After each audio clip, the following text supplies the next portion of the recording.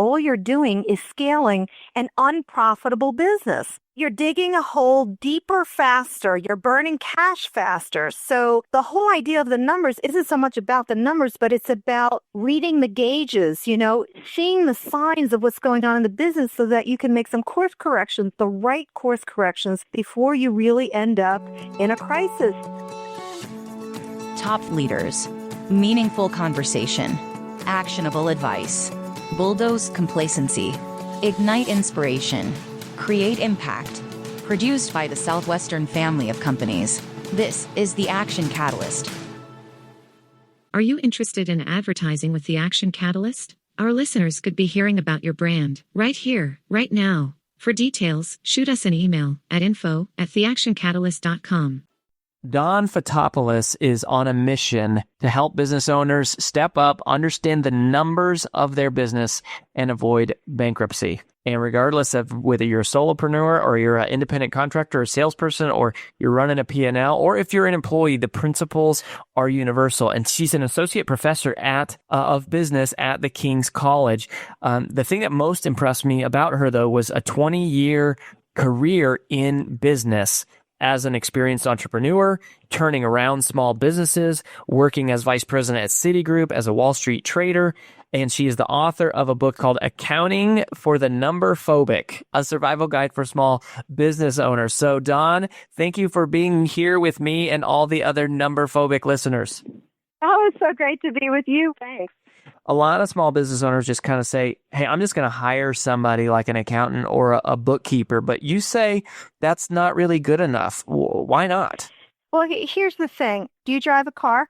Indeed.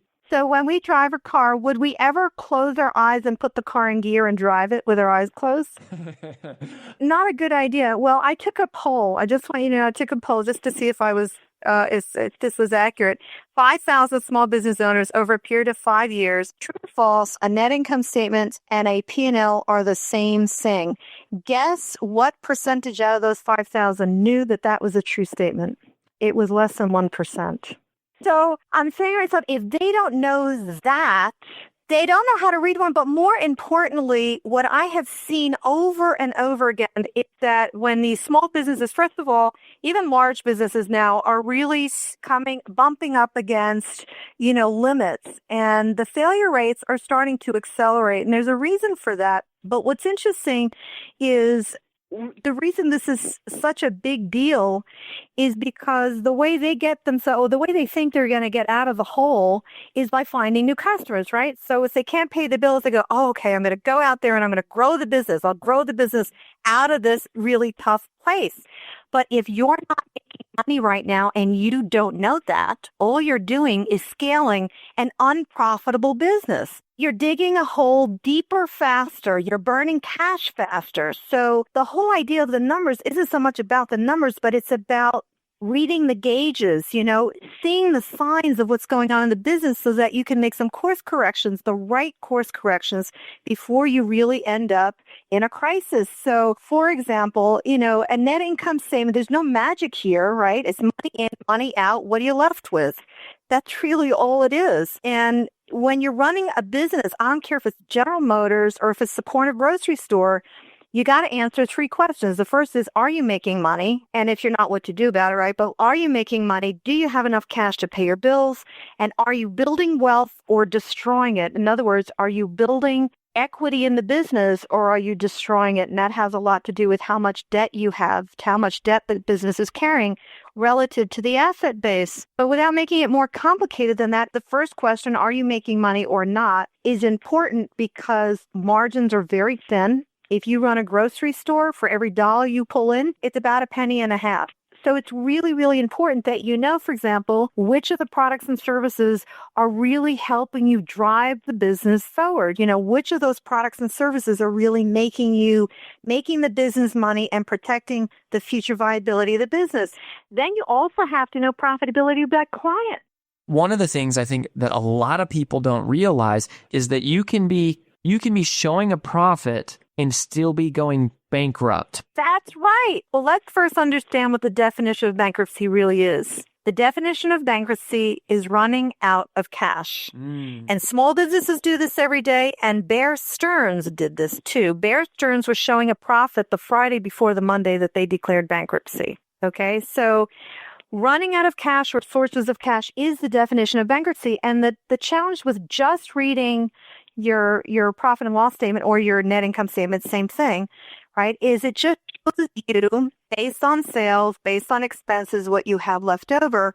And a lot of times revenues don't necessarily translate into cash into the business. So if you're in a service business, for example, there's going to be a time lag. You offer the product or service and then you bill for it and then you don't get paid until 30 days, 45 days. One can only hope, right? So there's a time lag when the cash actually comes in versus when you actually book the sale. And that's what's really important to not just understand the net income statement, but the cash flow statement. So sometimes, customers take discounts and what you booked in sales doesn't actually get realized in cash because they take the 5% or 10% or whatever it is. So there is a relationship certainly between the net income statement and the cash flow statement, but they measure slightly different things the same way that when you go to a doctor, the doctor's going to check various vital signs because, for example, even though you show a pulse, it doesn't tell the doctor if you have diabetes, for example, right? So each of these different statements, and there are only 3 that I'm advocating everybody understand, the net income statement, cash flow statement, and the balance sheet, because they will give you a 360-degree view, sort of like the global positioning satellite for what's really going on in the business. So the cash flow statement is going to measure exactly how much cash goes out the door, and it will also tell you how much cash is left over to pay future bills. So instead of sort of crossing our fingers behind our backs and praying we have enough cash at the end of the month to pay for the light, and the rent tomorrow, we can actually plan for that. And one of the things in chapters 5 and 6 of my book, I talk about things like invoicing policy and collections policy, and it is astounding to me how it's not a focus or it's not even done well. That is, sending out invoices after you finish doing the project, sending out invoices after the goods have shipped. It's astounding how few businesses really do that, have good business discipline around that, or have good business discipline around collecting on outstanding invoices. So I had to tell you a funny story. I had a seminar called I Hate Numbers, Accounting for the Numberphobic. No joke, that's what we called it. And I had some women's presidents organization people in the room. So these are multi-million-dollar businesses. And after I talked about things like, collections and why collections is so important, one woman jumped up and she said, "Are you kidding? It's that easy if I just go out and just ask to get paid?" I said, "Well, you have to start that way if you expect somebody to take payments seriously." She said, "I got $75,000 in accounts receivables.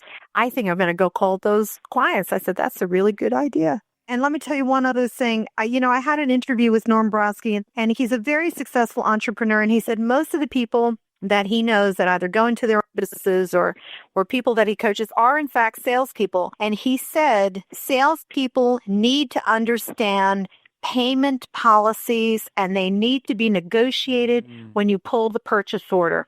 You need to talk about payment policies and collections policies at the outset of the conversation and not 3 months or 6 months down the road. And he said something that was also very interesting. He said, I got to the point where I didn't pay my salesman commission until the business got paid. So I made my salesman responsible for the clients paying us, that they were not off the hook after they just pulled the PO. I thought, whoa, that's different. So talk to me about the balance sheet for a second, because I would say, what should they be looking for to kind of get an understanding of the current state of the business? Yeah, it's a good question. The beauty of the balance sheet is that it's a catcher's mitt. It basically collects a cumulative total of everything that's happened in the business from the day that the doors were opened. So what it really is a net worth statement. So you and I have net worths in our personal lives, right? We own things that have value, and then we also owe money, let's assume, on a mortgage or whatever. And if we own more than we owe, we have a positive net worth. Well, it's no different in a business, and it doesn't matter what size the business is. So you have really three sections on a balance sheet. You have assets, which are things that you own, that you have title to, as a business has title to. These are things that are cash or convertible into cash. And then you have liabilities. If the business has credit lines or loans that are outstanding, then those are, of course, things that have to get paid back. So those are things that are owed. And then if you just take the difference between those two, you end up with owner's equity, or basically net worth. And one of the things that I speak to certainly small and medium-sized businesses about, and owners about, is you want to build your asset base as quickly as you can, as large as you can, so that you actually have a business that is saleable. I mean, are we at this for 10, 15, 20 years, killing ourselves, making all these sacrifices, and then we have nothing to show for it, after a few decades of taking all that risk? Well, why did Instagram sell for $1 billion? Because they built a huge asset base, which was basically their client base, that they were able to leverage for Facebook. So, are our businesses only worth what the breakup value of the desks and chairs and computers are? Or can we actually build something that has a terminal value that we can sell to the next generation? And I would argue that the balance sheet, if we have a strong balance sheet and we position our businesses for sale, that we actually can sell these businesses. Even service businesses can be sold. So the balance sheet becomes very important, because investors and bankers are going to scrutinize the balance sheet, and that's the first place they're going to go. So chapter 8 of Numberphobic, basically, it's called How to Win Friends and Influence Bankers, because I sat down with a senior vice president of one of the big banks here in New York. And, as a former banker, I speak her language, but she opened up a whole nother world for me that even I didn't know. And she said, this is how we look at businesses. This is why we approve loans or don't approve loans. These are the things that you shouldn't do if you are an independent contractor or a business owner when you're applying for a loan. These are the red flags we look for, but these are the things that are also very positive in your favor. And so we want to make the readers of the book kind of ultimate infighters, so that they really position themselves as strong as they can when they speak to their bankers, and frankly, make your banker a collaborator. Part of the challenge is, if your cash is $1 million, but you owe $5 million, what do you do about that if you've got that kind of a gap? And one of the things that Brodsky said, and I never heard anybody else but him say this, he said, if your current assets minus your current liabilities is negative, it's a sign you're going to go bankrupt unless you do something about it quickly. And I thought that was very interesting. He said, because anybody can call a current loan right away. Anybody, any bank, any investor can do that. So then the challenge becomes, how do we fix it as we start to see some of these signs? So the first question is, do you see the signs and the yellow flags? And the second question is, do you know what to do about it when you see them? And so what we try to do in the book, through all the stories that we have in there, and through some of the funny illustrations, by the way, my illustrator worked for Disney for 20 years. So we decided we were going to take an accounting book and make it funny. The idea, of course, is to teach people the basics and to say, okay, if this is off the rails, here are 3 things you should think about doing that might help it get back on the rails. So whether it's profitability or cash flow or net worth, we've got those strategies in the book so that we don't leave people hanging either. And so last little question at the time always flies by.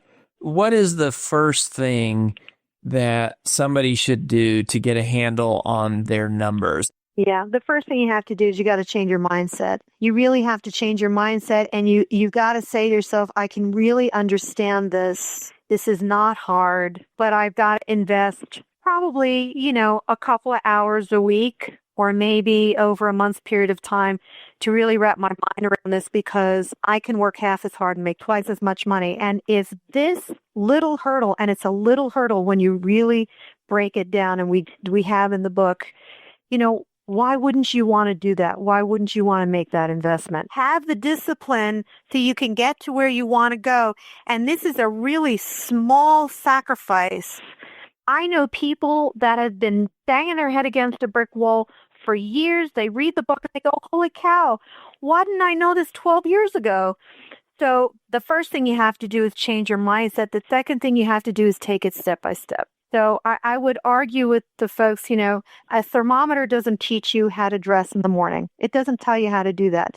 You had to learn how to interpret what the thermometer is telling you. And that's all we're really doing with this book, is just show you how to read the thermometer for your business or your financial dashboard for that matter. That's awesome. Well, Dawn Fotopulos is her name. Dawn, thank you so much for being here. It's great having you. Thanks a million. If you enjoy this podcast, please make sure to subscribe. And to stay updated on everything that the Action Catalyst is up to, make sure to follow us on Facebook and Instagram at Action Catalyst Podcast and on Twitter at Catalyst_Action. And as always, thanks for listening.